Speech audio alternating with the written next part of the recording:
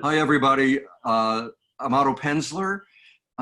We're broadcasting around the world from our elegant studios here in the basement of the mysterious bookshop. We're having a conversation tonight with the wonderful Nicholas Basbanes, who is one of the great writers about books. Writing books about books is just a glorious tradition that we've had from the days of Christopher Morley and Vincent Starrett. And I think the man who has picked up that mantle is Nick. His most recent book is a biography of Henry Wadsworth Longfellow. Hello, Nick. How are you? I'm delighted to be with you tonight. Thank you for inviting me. So happy to have you here. His bio is the first bio, by the way, of Henry Wadsworth Longfellow in 50 years, and has had amazing reviews. It's called The Cross of Snow. Do you have a copy handy that you could go on the street? I was really hoping you'd ask, Otto, and so it just so happens that there it is. There it is. Gorgeous cover. I think everyone will have to admit it's a book from Knopf. It's a very serious book. It's got speckled edges. It's got but fun to read. But it's also yeah, look at the elegance. End sheets. They did a magnificent job, and very elegant. I hope your readers will give it a shot. But I'm really thrilled about the Widening Stain. That's what we're here to talk about. We are going to talk about the Widening Stain, but I want to give you a little context. I think most of the people who are on my Facebook page kind of know who I am. And they showed up anyway, so which is kind of a surprise and a delight for us all. I just did want to say one more thing. One of my favorite books that I've ever read was Nick's. I think it was your first book. My first book, 25 years ago, right now. A Gentle Madness. The definition of book collecting that I think is about as elegant a phrase as anyone has ever invented. Nick's most recent book before Longfellow was paper, a cultural history of paper. So the everything of its 2,000-year history. Everything in caps and italicized, so it's a little, it's a little exaggerated perhaps, but it was a cultural history, and it was one of 3 finalists for the Carnegie Medal for excellence in nonfiction. Very proud of it. Just an amazing book too. Also an amazing book is The Widening Stain, which is this very beautiful book. Hold it up a little higher, Otto, so we can see the introduction. No, higher. No, not closer, higher. There you go. Introduction by Nicholas Basbanes. Introduction by Nicholas Basbanes, which is why Nick is here with us tonight. And the reason that I asked Nick to write the introduction to this book, it's a classic biblio-mystery. Biblio-mystery obviously being a mystery set with books as a background, whether it's a library or a bookshop or a rare book or a collector, anything to do with books. And Nick being the great writer, books about books, I thought he would be the perfect guy, the perfect person to write an introduction to this great biblio-mystery. And what a beautiful, beautiful piece he wrote. We're hoping to use this. We're putting it up on Amazon, if you'll excuse the expression, and other places, because it's such a beautiful piece. So thank you for writing it, Nick. In fact, I checked, they can read it right now. So I was very pleased to be able to access it on that site that shall not be further again named, but there it is. You can take a look inside, and the introduction is there, plus some passages from the opening chapters are there as well that you can whet the appetites of our viewers tonight. Okay. It's a wonderful book. I had so much fun with it. Yeah, this was written about 1940. Actually, it was actually written in June of 1941, which I think is pertinent. It was 6 months before Pearl Harbor. Just think about the fact that Bishop and his ivory, well, we're jumping ahead of ourselves, but the author up in his ivory tower at Cornell University writes this book with World War II already raging in Europe, and he's writing this wonderful, delightful, tasty, funny, ironic book with this backdrop of World War II imminent, foreboding, looming on the horizon, I really think that's part of the backstory. Pardon me for interrupting, but I think that dating is very, very critical. And it's published actually after it's published early in 1942, I believe. So it's after December of 1940. Was it 42? Okay, I take Well, your word. You're the better scholar than I am. Yes, it was. Copyright 1942 by Morris Bishop. Morris Bishop. Who is Morris Bishop?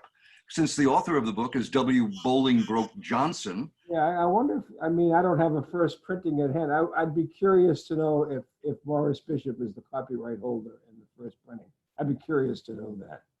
I think, I'm sure the copyright holder now in your edition is Morris Bishop, the estate of, I guess. Is that right or is that wrong? Correct, yeah. Correct. But my guess, I wonder who, that's something we can check. Yeah, I don't have my first edition anymore. It was sold when my book collection was sold, but I did have it. He never publicly acknowledged having written it. So I think if he had been the copyright holder, that would have been pretty clear. Everyone would know who wrote it. But that again is part of the fun of the story, that not only did he write it pseudonymously, but he pretty much kept it. He never publicly acknowledged it. The New York Times Review said, "We know not who W. Bolingbroke Johnson is, but he surely has given us a look at the rarefied air of the ivory tower." It's true. I think what he was doing was protecting his reputation as a very serious scholar, because he wrote a lot of books on fairly abstruse subjects. And I think he wanted to protect that image of him as being a great scholarly writer. Yeah, but this is not scholarly at all. It's on the fun. other hand, Otto, he was a famous limerick writer. He wrote at least 15 pieces a year for the New Yorker over a 30-year period. He had an exquisite sense of humor, which comes to play in the book. One of the characters writes limericks. How many mysteries have you published where one of the characters? Not very many. But one of the interesting things about the book is that the limericks are printed throughout the text, and they're great fun. Point, yeah. But Mr. Basbanes, being the great scholar and researcher that he is, found a limerick that we hadn't seen, that wasn't in the book. Nope. And he concludes the introduction with it, which is pertinent because we were talking about how Morris Bishop was trying to keep his identity secret.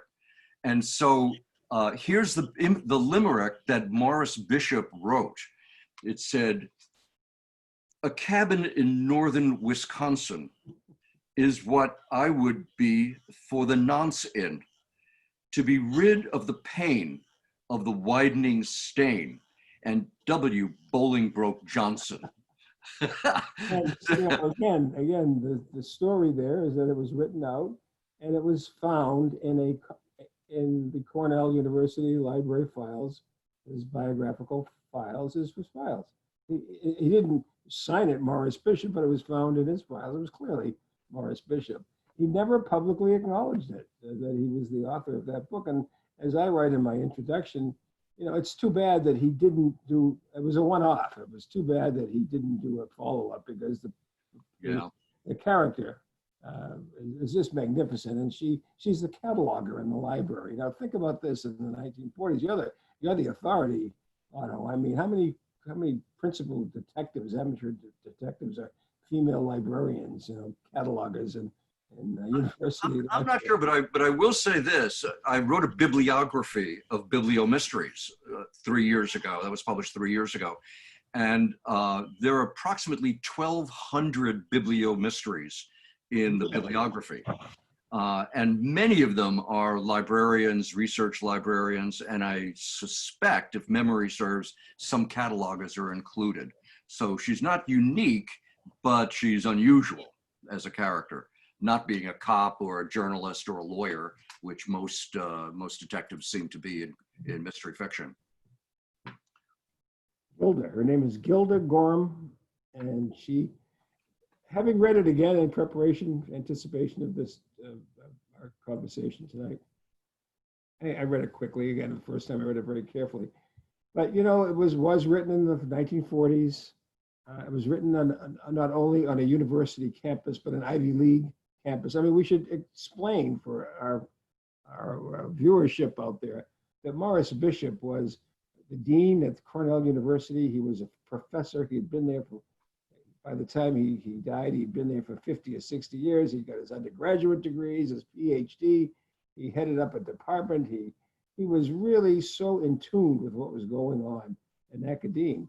And I think one of the many reasons why he wanted to have a pseudonym, as you correctly pointed out, he didn't really want to be identified as doing a light entertainment, but also I think at a much deeper level is the way he tweaks, you know, the life among the faculty. I mean, people sniping on tenure track positions and how they define pure scholarship and applied scholarship.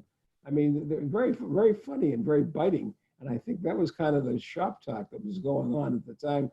You know, they didn't have social media like we have now. I think they should have been able to figure out who he was. I mean, what other academic is writing limericks at this level? You know, Right. I mean, everybody should know that he's writing limericks for the New Yorker.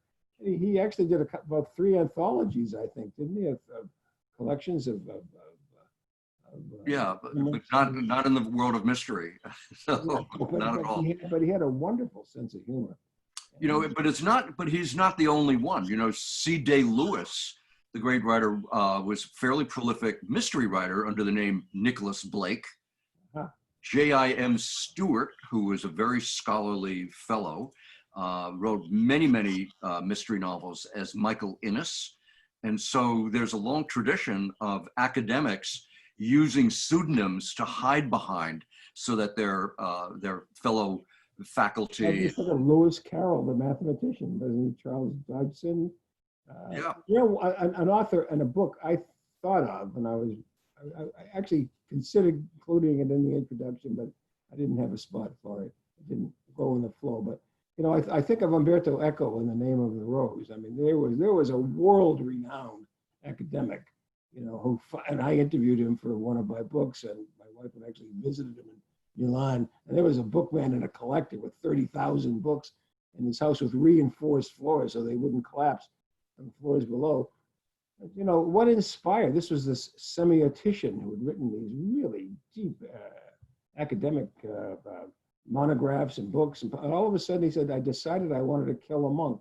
You know, he wanted to write a book, and he does it with the, you know, as we all know, it's in an abbey, and it's in the medieval abbey, and it's a lost text of Aristotle, and it's so it's, but he published it under his own name. He didn't. He sure did. It's some other name. And it outsold all of his other books combined. You can be sure of that. By a factor of half a dozen. Yeah. It was a hard book for me because he frequently would suddenly start writing in another language. And I had trouble, especially with the original Greek, ancient Greek or whatever he was doing. But if I can continue briefly with the parallel, you know instantly when you read The Name of the Rose that you're in the hands of a guy that knows what he's talking about. Oh yeah. Yeah, and with Morris Bishop, and when that book was published in 1942, W. Bolingbroke Johnson, I mean, you had to know that it was a spoof. I mean, how did they identify him on the original dust jacket? He was a native of Rabbit Hash, Kentucky, and former librarian for the American Dairy Goat Association and Okmulgee Agricultural and Mechanical Institute. And they identified him as the author previously of Boot and Shoe Recorder and the American Muscle Man. I mean, it's a spoof. It's historical. It's like he's portraying himself as a rube, you know, from the hinterland. Nothing could be further from the truth. He spoke 10 languages. When he died, the esteemed Alden Whitman for the New York Times, the great obituary writer, yeah, he identified him as a polymath in his field. He spoke half a dozen languages fluently. Could sight, read Latin. And he wrote a half a dozen really wonderful biographies, Pascal, Ronsard, and then he did a textbook of French literature that went through multiple editions. I think 400 articles, scholarly articles he wrote. I have to say, when you asked me to do this, I am an investigative reporter at heart, you know. Yes, so evidently. Once I start tackling something like this, I say, wow, you know, the paper trail, one thing leads to another.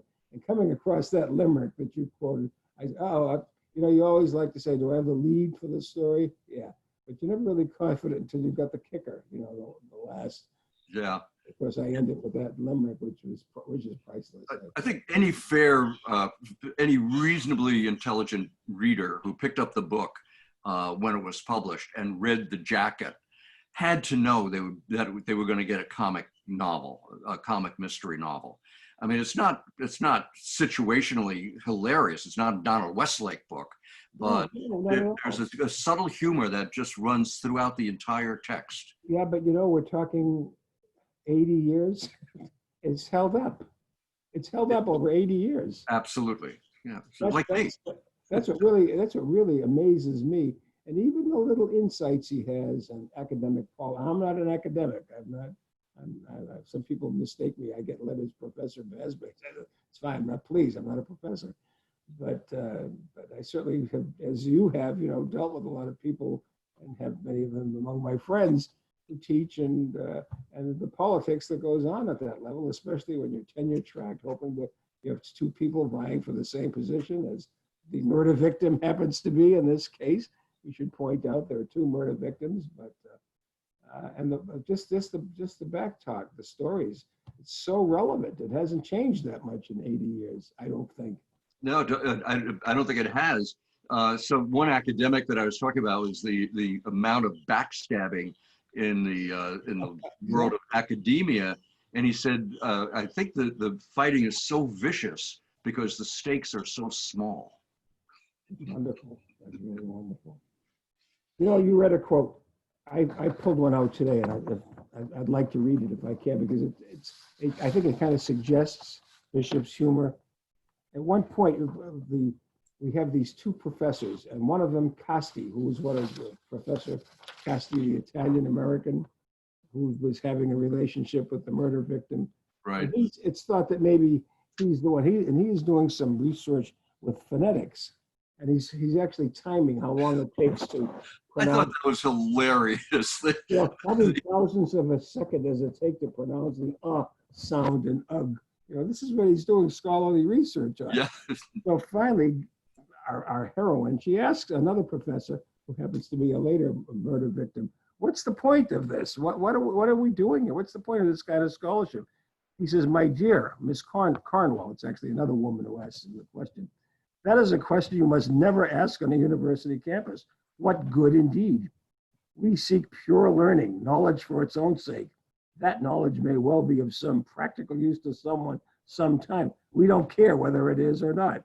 We just seek the fact. It's the essential difference between pure and applied science. Wouldn't you rather be pure than applied? I mean, yeah. Well, I think the evidence in all of their testing show that the sound in one word was 1,000th of a second faster than the sound in the other word. Had been working on this together at late nights in the phonetic lab, and it was presumed that they were probably doing more than testing their pronunciations and their vowels. I mean, his humor is really delicious. It's delightful. It is. And the mystery is good. I mean, we're talking about this brilliant professor, academic that he was, and the humor that pervades the book in every way. But it's actually a very, very good detective story with real clues and observations. And it's the kind of a book that anybody who likes, say, Agatha Christie or Dorothy Sayers or Ellery Queen, the writers of the Golden Age, this is a Golden Age book. A Golden Age detective story in every way, which is why it got into the series called American Mystery Classics. And I wonder if you've given any thought to the fact that it was a one-off. He just did one, and went through multiple printings. It was translated into French. It was released during World War II, which might have tamped down the popularity it might otherwise have had. As those of us bringing books out now can attest. I mean, we're going through a similar sort of thing. It's awfully hard to compete in the wider world with everything else that's going on.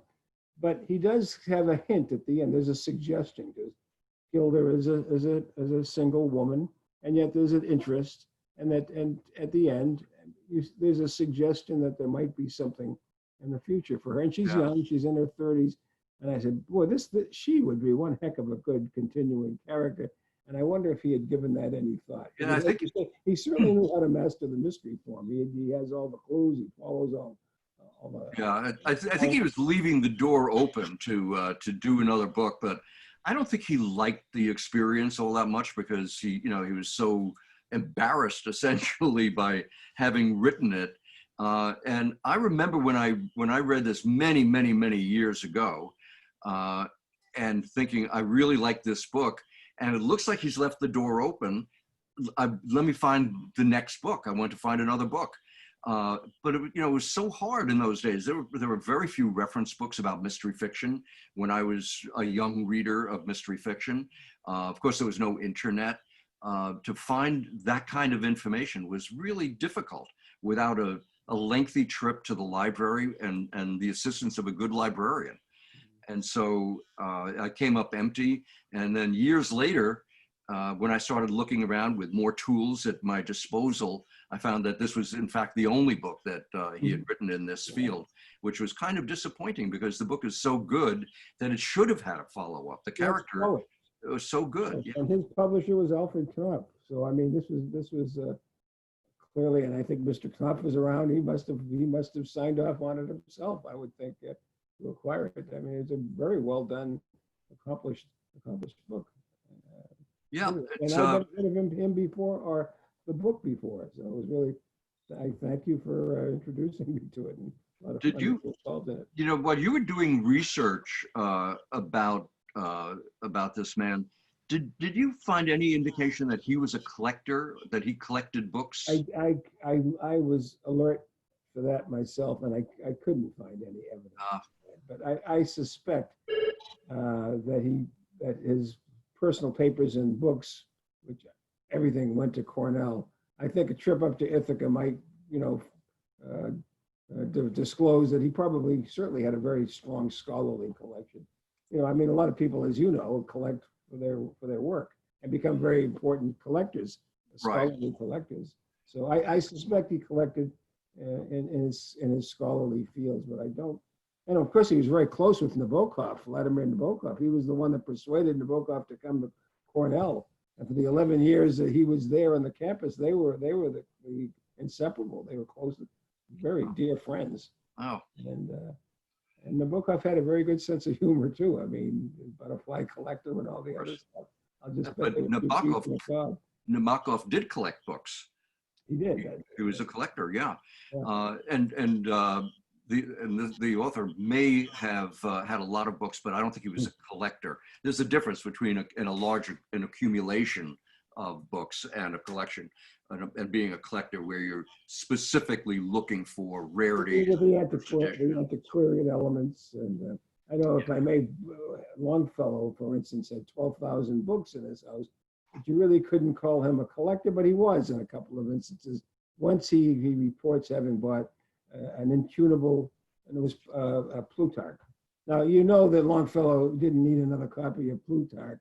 He bought it because it was beautiful and it was by 400 or something years old. Very nice. So fine, he's collecting there. And but again, as you say, was there any evidence that this fellow was a collector? I couldn't find it. But then again, I didn't get up to Ithaca to do any research, on the ground research, as we say. Had you ever heard the expression biblio-mystery until I introduced you to it? Not really. I mean, biblio fiction, no. And of course, you now, how many do you have in your list? You must have 1,200, yeah. Not only a list, but you're publishing quite a few, Otto, Penzler. Well, yeah, my bookshop, we have a series. What you publish as classics. But you didn't let me finish my sentence. I beg your pardon. In the bookshop, we publish a series called biblio-mysteries. They're stories that I commissioned. They're short stories, sometimes novella, almost novella length, which we call biblio-mysteries. And it's a series, 38 books in the series so far. And my bibliography is about biblio-mysteries. And it's a real collecting area for people who love books about books and love mysteries. It's the greatest kind of reading experience that you can have is combining those two areas. No, It that's- became very close to my heart. you totally introduced me to the term. Yeah, and it's a made up word, of course. If you look in your dictionary or you type it into your word check, spell check thing, you'll get a little red line underneath it because there's really no such word. But When I tweeted out this meeting tonight, I said, we will discuss the widening stain and biblio-mysteries and other bibliomaniacal interests. I think that was a made up word on the spot. So when I signed, a bibliomaniacal interest, I think I'm looking at one of the, if it isn't a word, it should be. I'm looking at one of the most extraordinary bibliomaniacs, you know, that Possibly. I mean, this is a specialty of mine. If I were a physician, I mean, bibliomedicine is Guilty as charged. I have a bit of knowledge about. I know you do. A Gentle Madness was a book totally devoted to collectors, to book collectors. And I'm kind of jealous that I didn't find a place in your book. I think having collected 60,000 first editions of mystery fiction, I used all my collection before it went off to auction. Amazing, amazing. Well, if there's ever a Gentle Madness 2, you'll be there. You know? Yeah. It's that book is right now in August. It's in its 25th. It's 25 years old. This right now, August. Numerous printings. 8 hardcovers, multiple paperback editions, ebook, of course.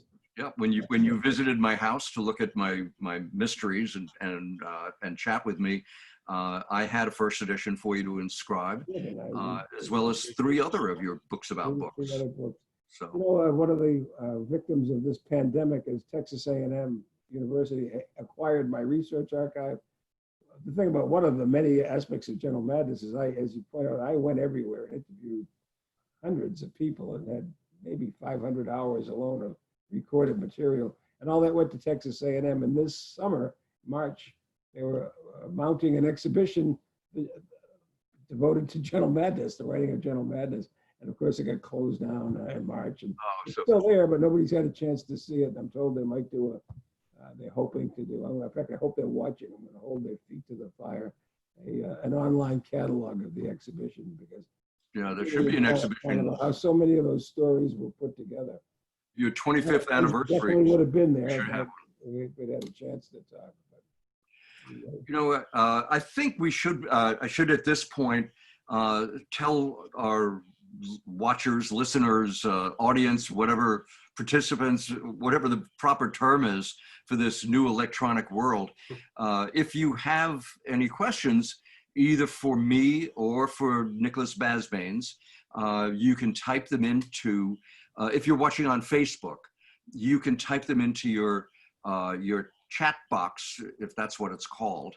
And my assistant is here, who will take down your question, and in a smooth operation that you'll barely notice, he'll hand it over to me.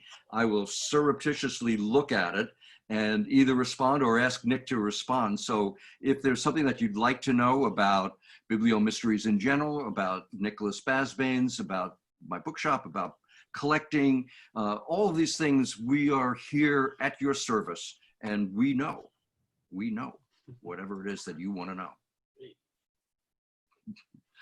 So, so I collected biblio-mysteries, which formed the basis of the bibliography. I had all but about 30 of the books that were in the bibliography, and had to do the research. Bibliography, I thought, it's such a limited audience that who is going to be interested in buying a bibliography of biblio-mysteries? And it was very expensive to make because I had over 130 color illustrations. Wow. So the book was $75.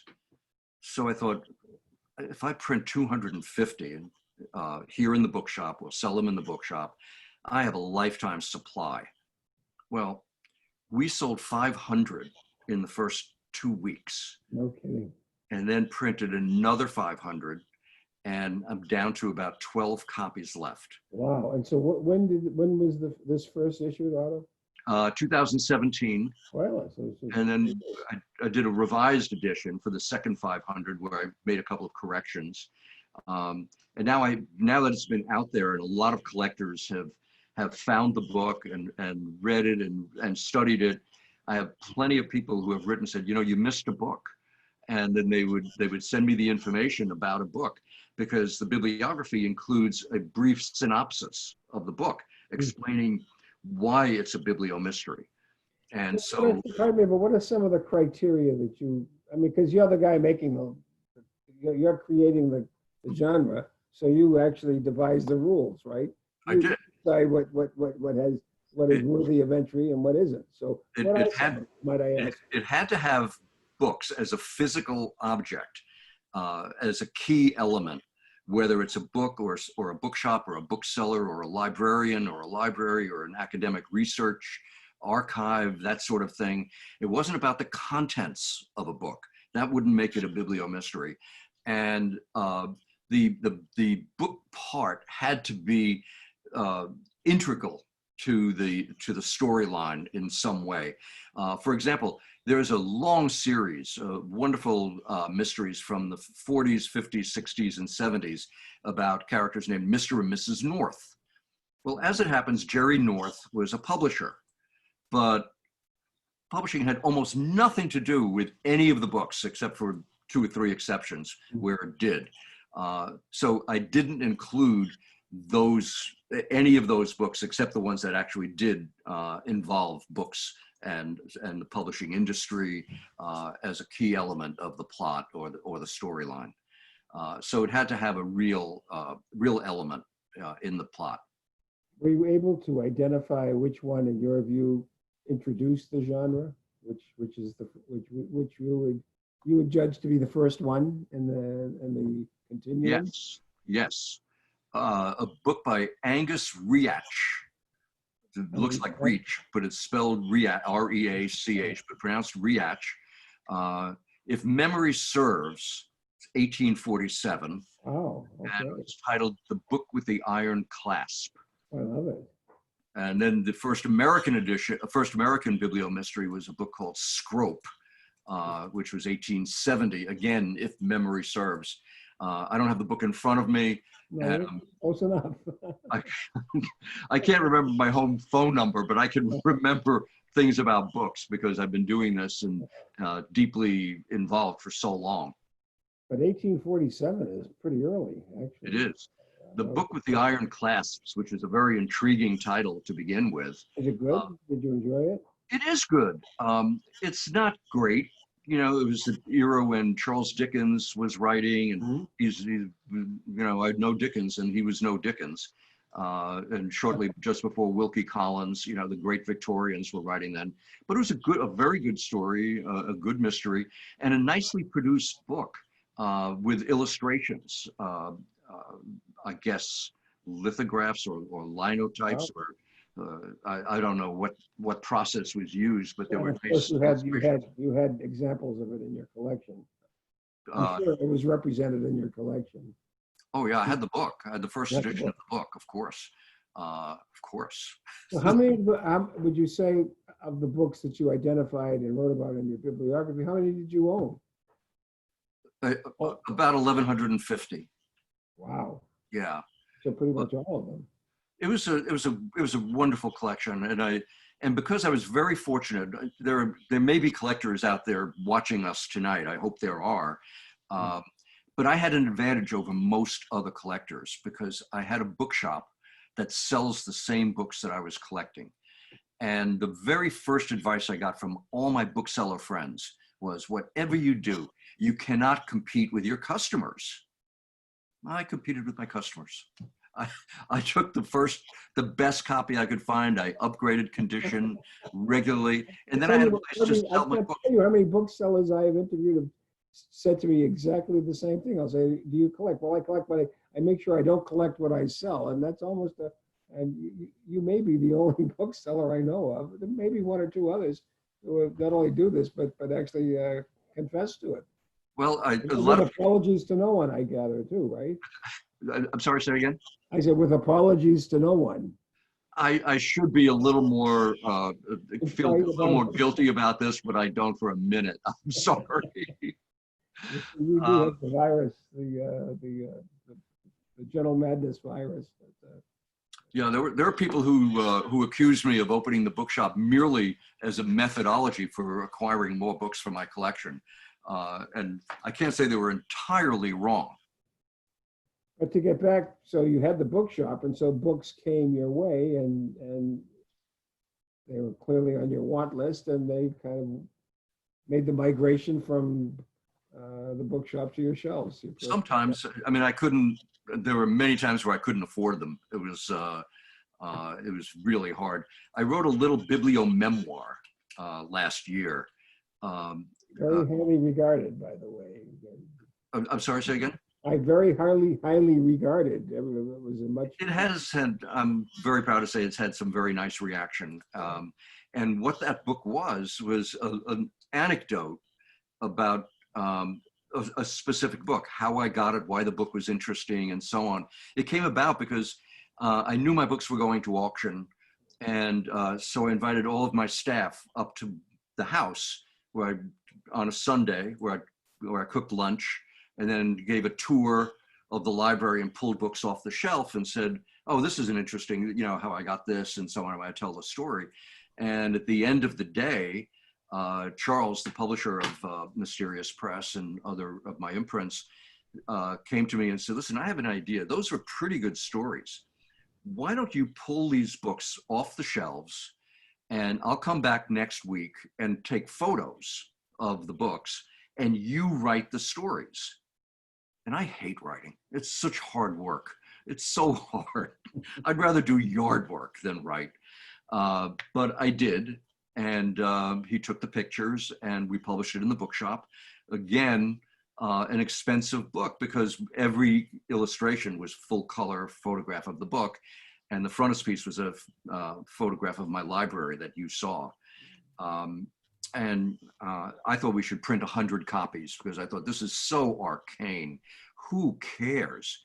And Charles said 500, and we wound up doing 250, and we sold out within 24 hours. I still can't believe that happened.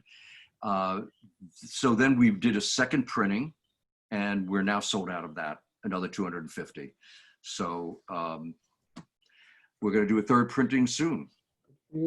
So when I visited your library, I noticed that you had in many instances, multiple copies of the same book. And no, I had variants. Okay. Yeah, but not. Then you might explain it because that's supposedly heresy. I don't agree. I mean, to have multiple variants that make totally good sense. I love collecting variants. I'm not a hoarder collecting 3 copies. Hey, Jake, can you fix that? I just hit something and there's something on the bottom of my screen. Excuse me, everybody. All of that showed up all of a sudden. Sorry. It should still be streaming only. Well, never mind. It's not that important. I do have a question. This is something that I certainly can't answer. Perhaps you can, Nick. Is the manuscript in the book, the Filius Gretonus, is that a real manuscript? Or was that a made up manuscript? Guess what? That's a terrific question. Good question. Is that the one that's supposed to be rhyming Latin, a rhymed Latin manuscript? I thought. Yeah. I mean, my sense is that. Have you ever heard of a manuscript written in rhymed Latin? That's that manuscript that we're talking about in the book. I'm not sure I would know. Is in rhyme. I mean, that's another one of these little bits of humor that could be Filius Gretonus. But I think it's rhymed Latin. Have you ever heard of rhymed Latin? If somebody out there speaks Latin, if you went to Catholic school, you might be able to translate that for us. It's probably a joke of some kind. My sense is that it's a joke. It's one of his jokes because somebody would collect this, would have this because it's the curiosity of it being written in rhymed Latin, And one of the things about Bishop, by the way, is in Alden Whitman's obituary, he said he could sight read Latin. I mean, he could translate it on the spot. Right. Isn't Phileas the son? Doesn't it mean son of something? I'm guessing. I think I don't know. check it I out, shouldn't but even. you see, I've just been given a task. I'll report back. But, I shouldn't I even. will follow up on it because now I'm curious. Yeah. I have another question. If one enjoyed reading this biblio-mysteries, which others would we recommend? And I guess it's a question more for me. Okay. I could tell you that I think the best biblio-mystery ever written, the one that is most compelling and learned, is a book by John Dunning called To Die. And it is just wonderful. It's a wonderful book. There are so many really good biblio-mysteries out there. J.I.M. Stewart wrote a very good one about Hamlet. Vincent Starrett wrote a short story which has been described by many Sherlock Holmes aficionado as the best Sherlock Holmes pastiche ever written. It's called The Unique Hamlet, and it's about an edition of Hamlet that is unique, and the mystery is around that book. So I could heartily recommend that. It actually appears, it's actually been published in his book, a later edition of Vincent Starrett's book called The Private Life of Sherlock Holmes. The first edition doesn't have, it was written in 1933, 4, or something like that. And then The Unique Hamlet came later, and it was collected in a 1960 edition that is now fairly widely available, and I'd heartily recommend it. And it's also been it's been anthologized in many books, including this, I am so shameless, the Big Book of Sherlock Holmes Stories that I edited a few years ago, and it's in there. Oh, one of the great joys of my professional life was to do a panel with John Dunning in Denver about 15 years or so ago. What a sweet man. Oh, what a lovely man. He was a book scout. He had a bookshop, the Algonquin Books. The old Algonquin book shop. What a really sweet guy. A great scout too. He knew how to find books. And those Cliff Janeway books were magnificent. He did 5 of them, I think, right? The Cliff Janeway series. Well, he's not well now. I know that, but I mean, he did. It's been about 14 years or so since. Yeah. It's been a while Yeah. since the last. And he wrote several books in that series. But he did 5. He did 5 that I know. Yeah. The series, yeah. But the first one is the best. I mean, they're all good. Book to Die, I think. Book to Die. Yeah. Great. Another question that we have is, and again, this is directed at me, obviously. It said, would I publish books by more forgotten authors like Newton Gale? I doubt that I'm going to be publishing Newton Gale. I have never read a book by Newton Gale that struck me as particularly wonderful. Just saying, no offense if he's your dad. But talk about forgotten books and authors. This was forgotten. It's not a very well-known book. And we also just published a book called The Red Right Hand by Joel Townsley Rogers, who's not exactly a household name either. So it's really a question of if the book is so good that I feel compelled to publish it. And if you have something that you want to tell me about Newton Gale, maybe I've read the wrong books because he wrote a lot of them. I'm not putting it totally out of the realm of possibility. And I don't know him well enough to know even if he's an American writer, because the series is American mystery classics. And I have a vague sense that he might be British, but I could be wrong about that. Absolutely. So do you have criteria that you apply, Otto, beyond literary merit? I mean, also the fact that you hope that it might play in the marketplace. I mean, how does the marketplace play into the calculus? Well, the prayer of all of these is that they sell. But I don't think that I don't think it'd be fair to say that number of sales is the major criterion. I would say the major criterion is whether we like the book or not. I usually discuss it with Charles, although in the early years. I picked most of the books myself. So it's writers who were favorite writers of mine, favorite American writers of the golden age. We're defining classics really as the golden age between the two world wars, pretty much, 20s, 30s, and 40s. So John Dixon Carr is in the series. Ellery Queen is in the series. The much maligned, unfairly perhaps, Mary Roberts Reinhardt, who was for 2 decades the second most successful writer in America. Only Sinclair Lewis outsold her in the 20s and 30s. Wow. A little known fact. Who knows that? Why don't you tell us her name once more, please? Mary Roberts Reinhardt. Mary Roberts Reinhardt. Yes.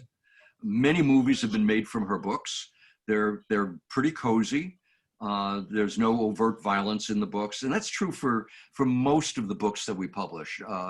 There's a great series called Vintage that is published by Random House.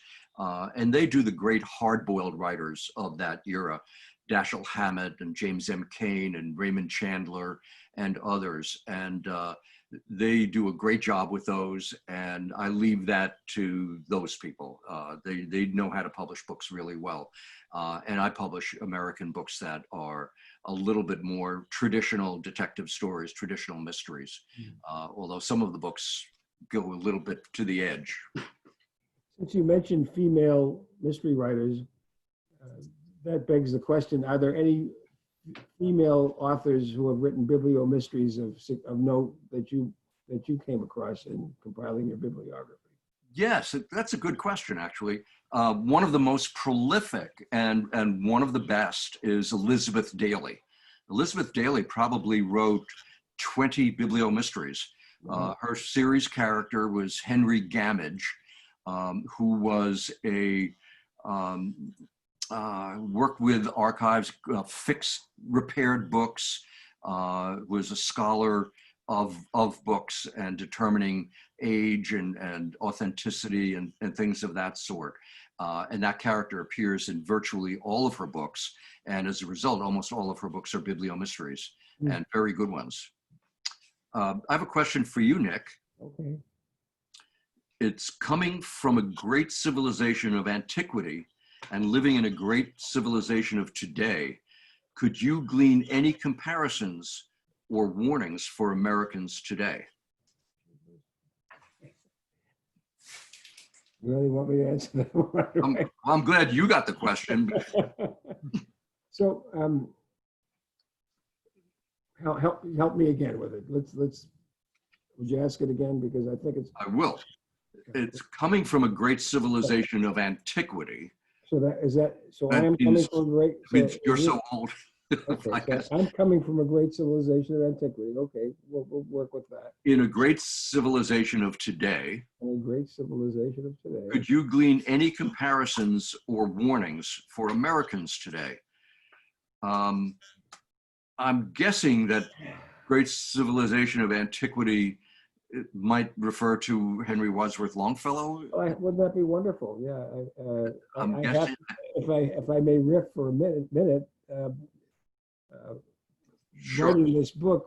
I'm sorry if I don't quite understand that we don't quite understand the question. But, you know, I'm going to take it as a softball, and maybe I can. Okay. I'll take a whack at it. But one of the great joys of doing this book on Longfellow is that I was able to immerse myself in the 19th century, and I loved it. Henry was born in 1807. He died in 1882. During his lifetime, he was by far the most celebrated, the most famous writer in the English-speaking world. His books were translated into 30 languages, and I like to quote people. I like to hear voices. And one of the great joys of this book was that Henry and his wife Fanny, it's a dual biography, wrote magnificent letters by the hundreds, Henry by the thousands, and they kept beautiful diaries. And I was able to actually write a book where I was able to project them and their voices, and that to me was a beautiful time. And I really focused on literary Boston and Cambridge and Concord and what was going on around them at the time.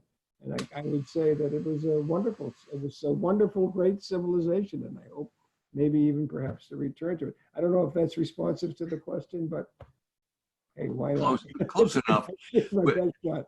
Yeah, I became very involved in the 19th century as well, especially the later 19th century, the Victorian era and beyond, when I read Sherlock Holmes.